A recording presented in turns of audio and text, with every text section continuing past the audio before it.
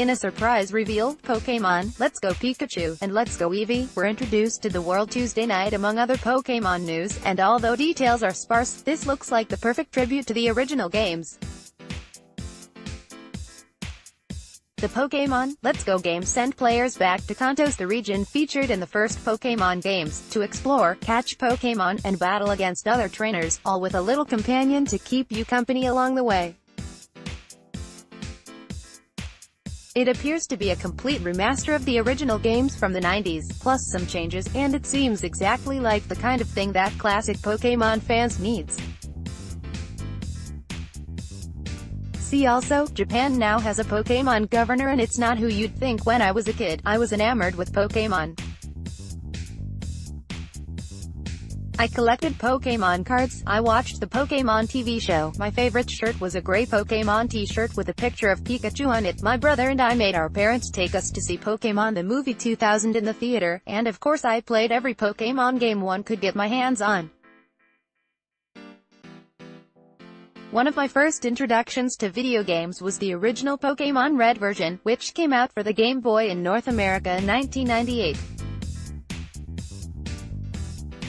I loved it and played it all the time, then picked up 1999's Pokémon Yellow version not soon after, which was basically the same game but you got to have a Pikachu follow you around from the start.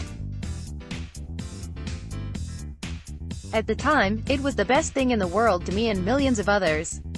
But unfortunately it has not aged well. When you've seen what modern Pokémon games look like, where the Pokémon are actually recognizable and have color, it's hard to go back to the originals and their extremely limited visuals. Believe me, I've tried. That's where Pokémon, Let's Go Pikachu, and Let's Go Eevee come in. In the short bursts of footage shown in the teaser trailer, the game looks appealing enough to bring me back to Kanto and successfully rekindle some of that childhood magic. The new features like the interactive Pokeball throwing a la Pokémon Go and optional cooperative mode are just enough to spice things up. The fact that it's a bit more casual than the normal series games also seems strangely appealing, sort of like a nice easy way to dip back into the past.